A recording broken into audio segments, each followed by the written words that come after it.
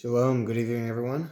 Welcome back. This is part 4 of Lecha Dodi, Mimer given by the Frierdiker Rebbe on the wedding of the Rebbe and the Rebbetzin in the year 1928, Tov Resh Pei Tes. And past videos, part 1 through 3, we already covered Ois Aleph and Ois Base. And now tonight we're going to move on to Ois Gimel. So before we start, I'm just going to quickly go through the kitzur of the last Ois. Maybe I should do the first two Ois, the first and the second. I'll just run it through quickly in English. Again, if anyone's following in the book, I'm reading it from The Majestic Bride, from the Hasidic Heritage series published by Kehos. Okay. Anyways, kitzur from Ois Aleph. The discourse explains that a groom and bride correspond respectively to the supernal spheres of Zeranpin and Malchus. Welcoming the bride is similar to welcoming the Shabbos, which is the source of blessings for all the days of the week. The honor of the groom refers to the God's love for the Jewish people, and the honor of the bride refers to the Jewish people's love for Hashem. The chuppah is the essential transmission. Before the chuppah, the groom covers the bride's face with a veil, which is the connection between the external faculties of the giver with the external faculties of the receiver, so that there may be a deeper, more essential transmission and reception. So that's what we learned in Ois Aleph. And then in Ois Base, we kind of took a break on the bride and groom analogy, on the Shabbos 6 days a week analogy, and we went on to a teacher to his students. The mashpia to the Makabah was more, I guess, of a general, less, like it was more of a, how to say it, I guess more relative example, because not everyone's married, I guess, but with a teacher-student, everyone's experienced teacher and student role. So Ois Beis, the kitzur says, the discourse explains that before Rabbah would open, beginning teaching his students, Rabbah is a character in the Gemara. So anyways, before Rabbah would open his students, like before he would begin teaching to his students, in order to make them into fitting vessels to receive his Torah teachings, he would make a humorous remark to raise the recipients so that they would be able to receive his teachings. Attending to a Torah scholar is greater than studying under him. Although this humorous remark is only an external expression of the sage, in contrast to the deeper internal transmission of his teachings, nonetheless, it is this specifically that serves as a harbinger to the internal transmission, much like the father who lifts his young son so that he can play with him closely, face to face. So we're explaining more about this external transmission, where you do something to the giver does something to the receiver, lifts them up to a level where they can where they'll be able to receive the deeper internal transmission.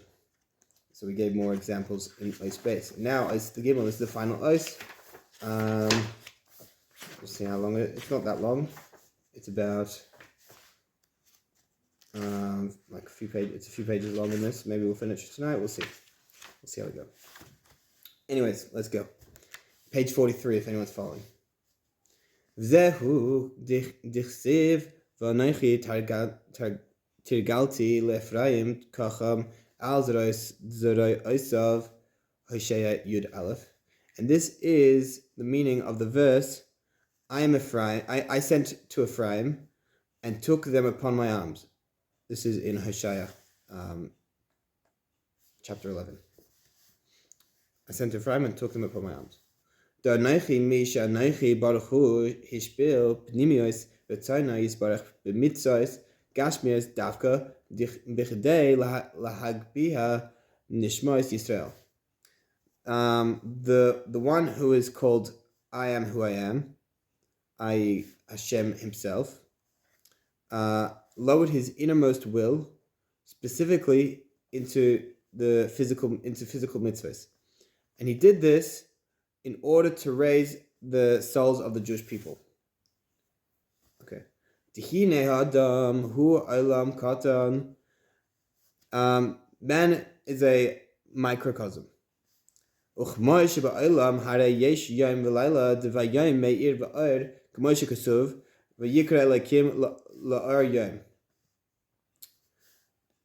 Just as so man is a microcosm, just as with the larger world there is day and night, the difference between them being that during the day the light shines, as it's written, Hashem called to the light day. Uveheder ha'ar hu laila k'mo shekasuv v'lachosheх kara laila. And while during the night there is an absence of light, as it is written, and darkness he called night. Kain hu b'ha'adam gam kain beruchanios diyesh ba yomam v'layla uchman shekasuv gam ki eshev b'choshech havaya or li. The same is true with a person in a spiritual sense. There is day and there is night, as it's written, though I sit in darkness, Hashem is a light unto me. Okay. Choshechu ha'olam hazeh. Darkness is this world, this physical world. The ha'olam hazeh nikra choshech lefi shehu olam hasheker uchmoi b'choshech harei ein ha'adam ro'eh me'uma v'yachal liyos shehu oime b'samuch levar oy lish'ar davar hamazik. So that this world is called darkness because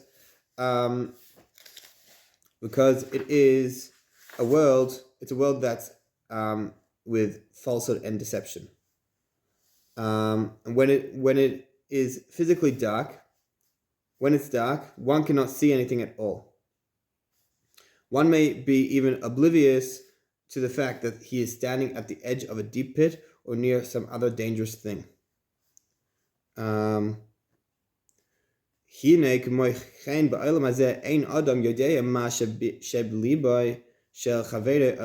same is true of this physical world. One cannot be sure what another person's feelings are towards him. The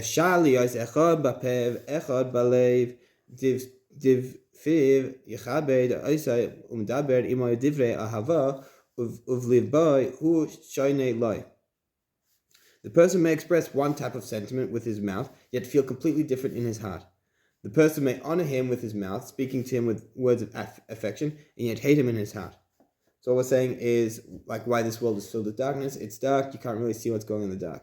You may have a vague image of what's going on, but really you can't see it's dark. Just like a person, he can be saying words of affirmation, kind words to you, but inside it, you don't know what's going on. He might feel really hatred towards you. And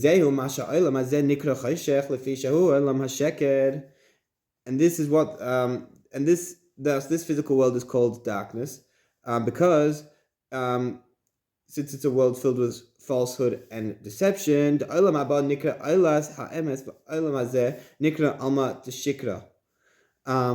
the world to come is called the world of truth, and this world is called whereas the world to come is called the world of truth, this world is called the world of falsehood. And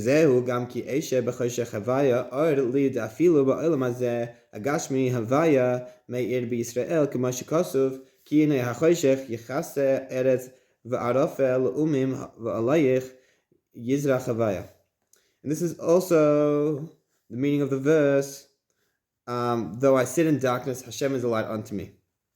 That even in this physical world, in this dark physical world, Hashem is a light unto the Jewish people, as it's written, for behold, darkness may cover the earth, and a thick cloud may cover the kingdoms. But upon you, Hashem, Havaya, but upon you, Havaya will shine. It's a pasuk from Isaiah. Okay. So, I think we're going to explain it, but what it's saying is we still have like an aspect of Olam Haba in Olam Hazeh. In this world of darkness, there still is this world of truth, of emes, because that's what Hashem is. Hashem is only truth and only good, and Hashem is present in this world just like He's present in the world to come. In the world to come, it's only truth, only light. There's no darkness because everything's revealed. In this world, we have this cloudiness, darkness. It's hard to see, but it still has Hashem in it, and Hashem is good. Okay, let's continue. V'yadua de'elakim b'gematria hateva, and it's known that Elakim has the gematria of teva, of nature. The Havaya hu haya have v'yiyeh ke'echad shehu lamala min hateva, and Havaya is, was, and will be, like one that is above from nature. I think I just translated that perfectly. While the divine name Havaya connotes the fact that Hashem contains past, present, and future simultaneously, i.e. the dimension of godliness that transcends nature. Yeah, so I just said it in the literal translation. This English translation said it a bit more fancier, but we say this every morning in the prayer Adon Olam. Say and this means that Hashem is, was, and will be, meaning past, present, future, and this what's called means this is like a dimension of Hashem which is above nature, because nature is only like now. What is now? It's not something that is. It's not. Well, at least to us, it's not really anything that happens. Like it's. I don't really know how to explain it, but it's not. It's only present to us now, nature. And that's the level of Elokim. But Havaya is above that. It's above nature. Zehu ki hachoshech yichase eretz shehem yodim rak inyanei hateva. And this is this is because the darkness may cover the earth, as the nations can only perceive nature. Darkness may cover the earth, as the nations can only perceive nature. Aval alayich yizach havaya shehu lamala min hateva. But upon you, Hashem will shine. Is a level that transcends nature. So we were just like splitting up this pasuk that we had from Isaiah, Yeshaya. That the first part is talking about the darkness, which is the level of nature, and then we have the level of Havaya, which is above nature. Okay. Va'avodahu techasher nishmas adam mispashetet by va'ar koyach nishmasa me'ira loy azai nikrayim. And in terms of a person's spiritual service, when one's soul permeates his being and its force shines within him, it is called day. But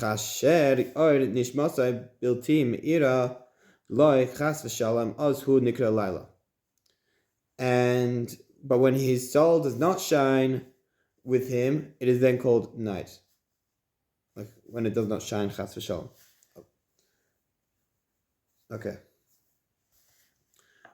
Lochein b'layla hu b'vchina sheina legamre mechamas mistalkus or nafshay v'boiker hakadosh baruch hu machazir laha adam nishmasay uchma shekasuv chadashim labkarim rabba amunasecha. Okay, so therefore, in the night, when the soul departs from the body, a person is in a state of complete sleep.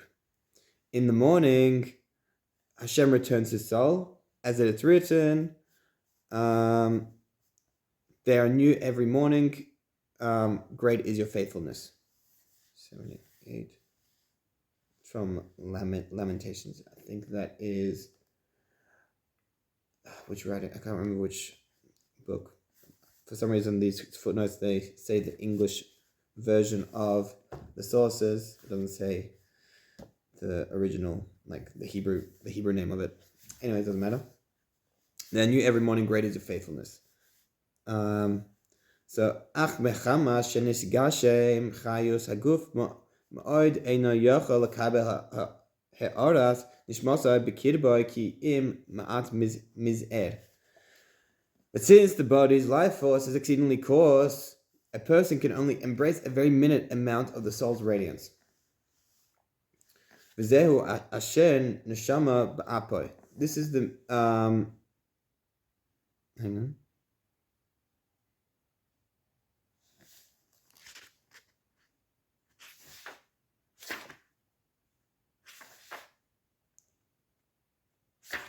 V'zehu asher neshama ba'apoy tehanu shehaneshama helakus helakis ein la gilu liba v'gufa mechamas chaymer yeshos haguf kevan she'adayin la hispalel.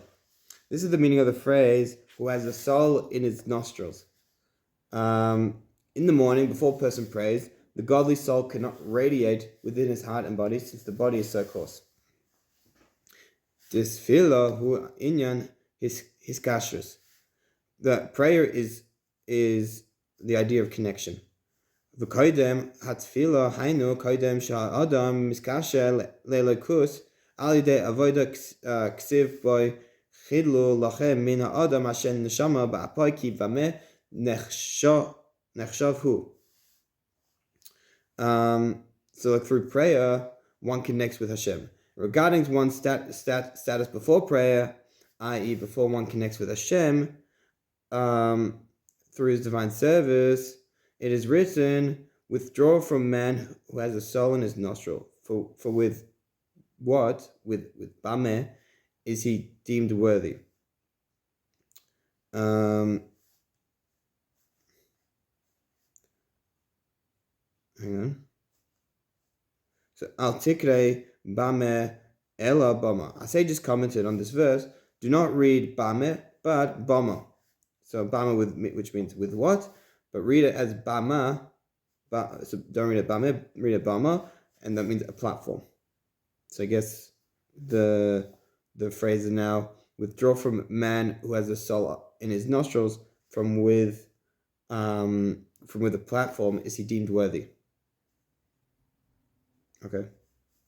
Peirush chidlu lachem. So the verse is thus it means the following.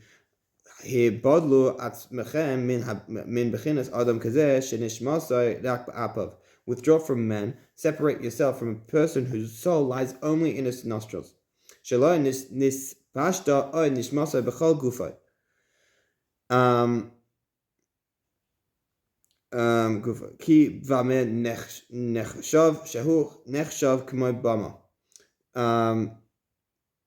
from man, separate yourself from a person whose soul lies only in his nostrils, one whose soul has yet to permeate his entire body, for he is deemed a bama, a platform. Uchshem shehabama hu davar gavaya v'nir'a yeshus shelo ledavar b'fnei atmai ken ha'adam hazeh hu od yesh umtzius ad Hashem mispalel shehu inyan ha'iskashus shemiskasher be'elakus v'al yidei tefillah oishe kol ha'advarim ha'gashmim kelim le'elakus. So platform is something that is physically high, something that appears as a separate entity. Similarly, one who has not yet prayed is a being that is independent and separate from Hashem. And until he prays, which is the idea of connection, until he prays is when he connects with godliness. And through prayer, one transforms physical objects into conduits with godliness.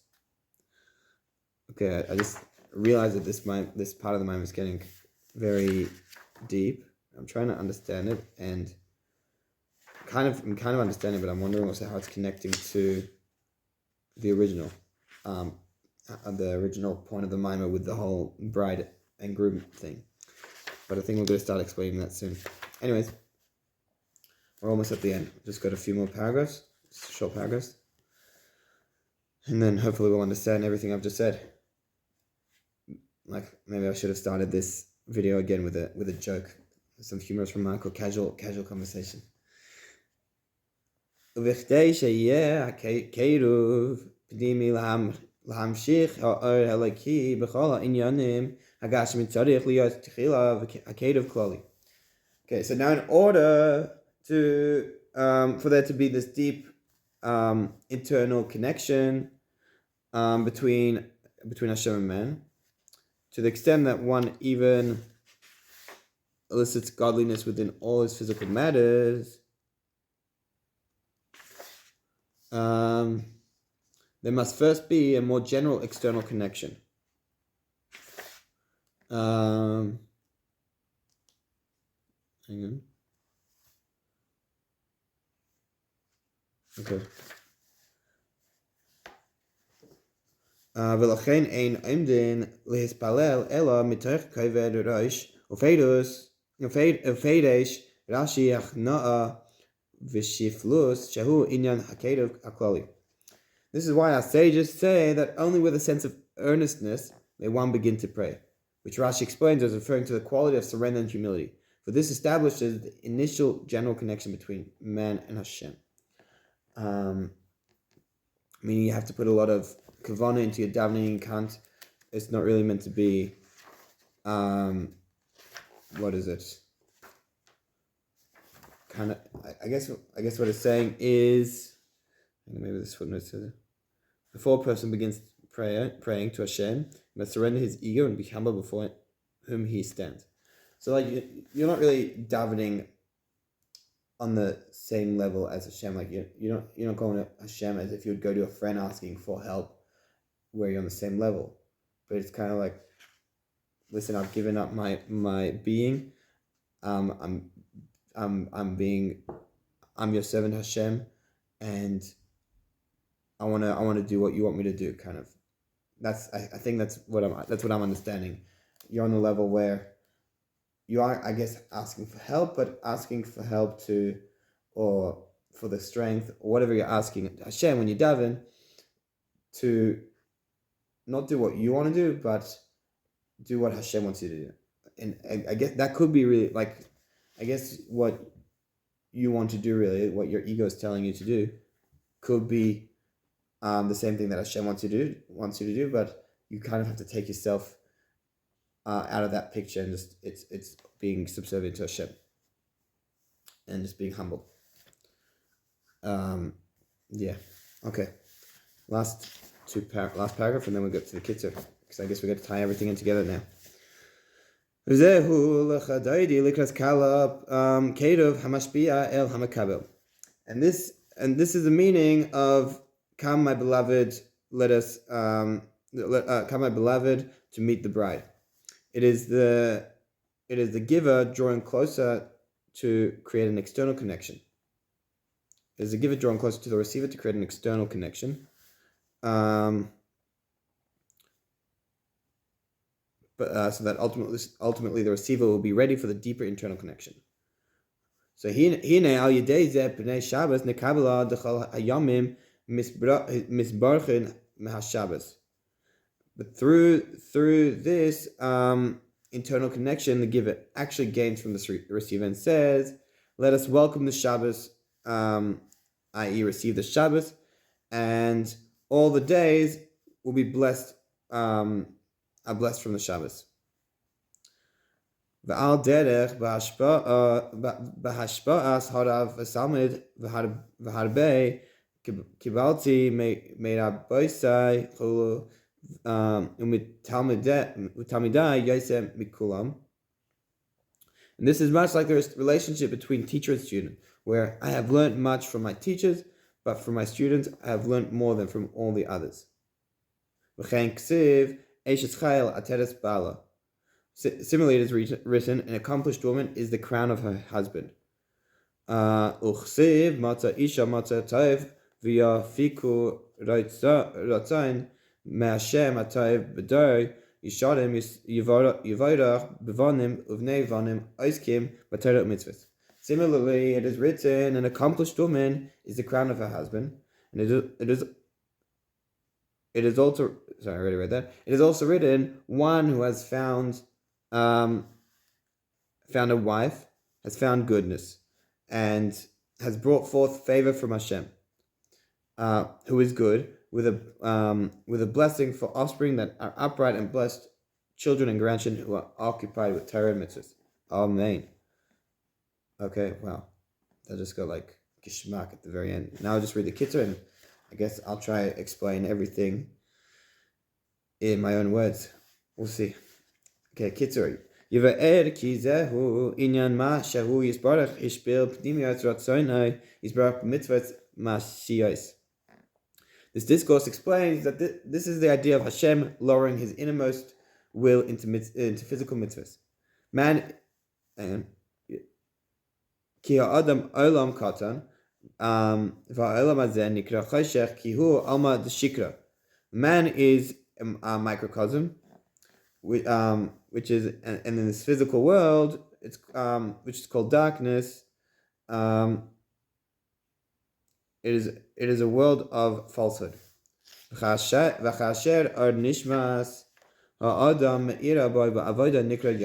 When one soul shines with him through his spiritual service, it is called day. And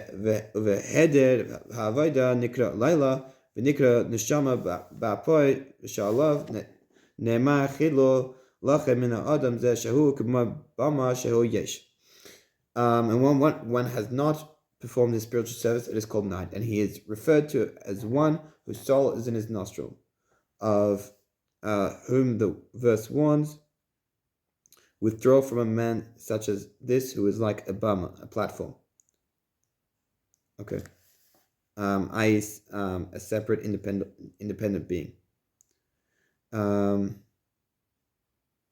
V'ha'keiru lelikus hu al yedei tefila shehu inyan ha'yiskashrus da'az b'chailtai l'kasher kol ha'inyan ha'inyanim ha'gashmim b'elikus b'yichud gomor. One is drawn close to Hashem, to godliness, through prayer, which is connection through prayer. One is then able to connect all his physical matters with godliness in complete unity. Okay. Chaim v'lavracha. Finish this mimer. I can't say I understand. I can't say I'm understanding this part about the day and night thing and the prayer thing, the prayer aspect, connecting to Hashem. But what I'm getting from this mimer is, just like with a wedding, you have a bride and groom. The bride is the receiver, the groom is the giver. The groom is the Zer Anpin, the bride is the Malchus, the groom is the 6 days a week, the bride is Shabbos. Through whatever avoid it is that this giver is giving, the Mashpia role, he does some avoida to the receiver, to bring the receiver up to a level which is this avoid it is some external connection. So I guess with the groom and bride, the groom goes to the bride during the whole wedding ceremony and covers the veil on her head. That's the external connection. With 6 days a week in Shabbos, 6 days a week you toil, and then you're going to come into Shabbos. That toiling and receiving Shabbos through Lecha Dodi, I guess, is that external connection. We have the teacher and student. The teacher starts off his teachings with a humorous remark or some casual talk, casual conversation. What else did we have? We had Zeranpin and Malchus. It's more of a deeper